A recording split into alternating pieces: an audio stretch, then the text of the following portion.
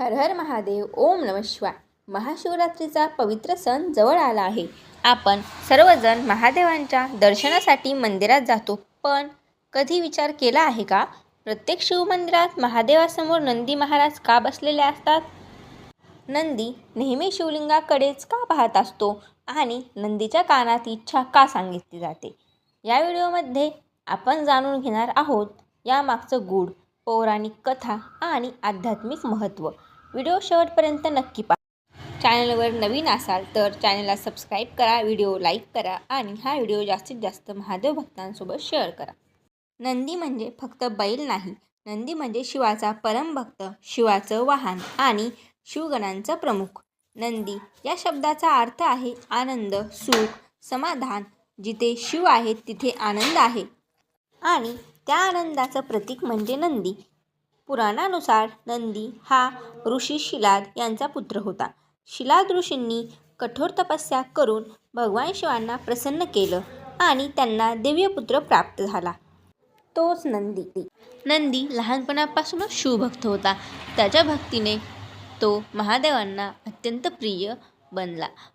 असे म्हणतात की नंदीचे जे काही आयुष्य होते ते कमी होते, अल्पायू होते.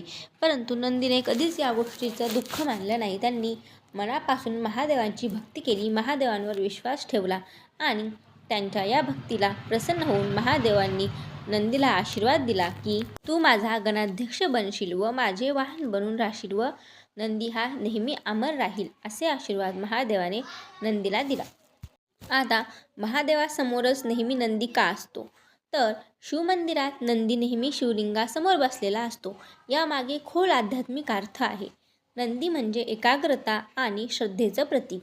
तो नेहमी आपल्या गुरुकडे, महादेवांकडे पाहतो. आपल्यालाही आयुष्यात एक ध्येय ठरवून त्यावर एकाग्र राहायला शिकवतो. नंदी म्हणजे धैर्य आणि संयमाचं प्रतीक. तो शांत बसलेला असतो. घाई नाही, तक्रार नाही. जीवनात संयम ठेवा, योग्य वेळ येईल, हा संदेश नंदी आपल्याला देत असतो. आता नंदीच्या कानात इच्छा का सांगतात याविषयी आपण थोडक्यात माहिती जाणून घेऊया. आपण मंदिरात गेल्यावर नंदीच्या कानात आपली मनोकामना सांगतो. पण असं का, याचा कधी विचार केला आहे का? तर पौराणिक मान्यतेनुसार नंदी हा शिवाचा सर्वात जवळचा भक्त आहे. तो नेहमी शिवाजवळ असतो. म्हणून आपण जे काही त्याच्या कानात सांगतो ते तो थेट महादेवांपर्यंत पोहोचवतो. पण इथे एक महत्त्वाची गोष्ट आहे. इच्छा सांगताना मन शुद्ध आणि श्रद्धा दृढ असावी लागते. तरच आपली इच्छा, मनोकामना ही महादेव पूर्ण करत असतात. नंदी आपल्याला 3 गोष्टी शिकवतो: श्रद्धा, संयम आणि गुरुभक्ती. जो व्यक्ती आपल्या गुरु आणि देवावर पूर्ण श्रद्धा ठेवतो त्याच्या आयुष्यातील संकट आपोआप दूर होतात.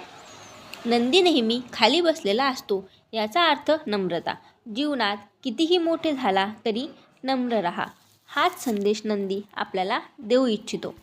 आता महाशिवरात्रीच्या दिवशी नंदीला एक विशेष महत्त्व आहे.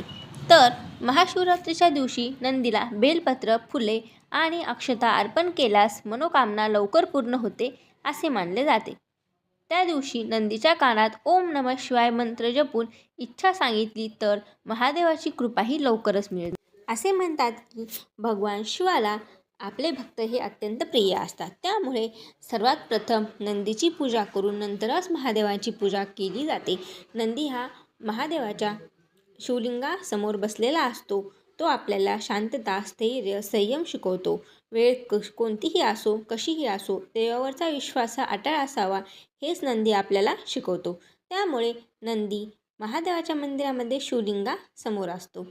त्याचबरोबर या कथेतून किंवा या गोष्टीतून आपण एक गोष्ट शिकली आहे, ती म्हणजे की आपणही नंदीप्रमाणेच देवावरचा विश्वास हा अटळ ठेवावा व कोणत्याही प्रकारच्या फळाची अपेक्षा न करता निरपेक्षपणे देवाची श्रद्धा सेवा करावी. तरच महादेवांची कृपाही आपल्याला प्राप्त होईल.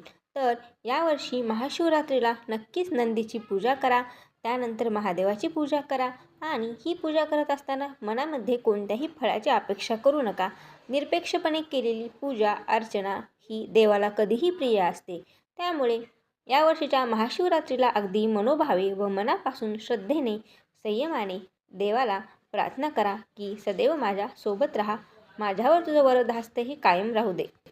तर नंदी हा फक्त शिवाचं वाहन नाही, तो भक्ती, श्रद्धा, संयम आणि नम्रतेचं प्रतीक आहे. पुढच्या वेळी मंदिरात गेलात तर फक्त दर्शन घेऊ नका, तर नंदीपासून जीवनाचा संदेश घ्या. हर हर महादेव. जर तुम्हाला हा व्हिडिओ आवडला असेल तर व्हिडिओला लाईक करा, चॅनलला सबस्क्राईब करा आणि जास्तीत जास्त लोकांसोबत हा व्हिडिओ शेअर नक्की करा. तर पुन्हा भेटू अशा छानशा गोष्टीसोबत. तोपर्यंत तुम्हा सर्वांना हर हर महादेव. श्री स्वामी समर्थ.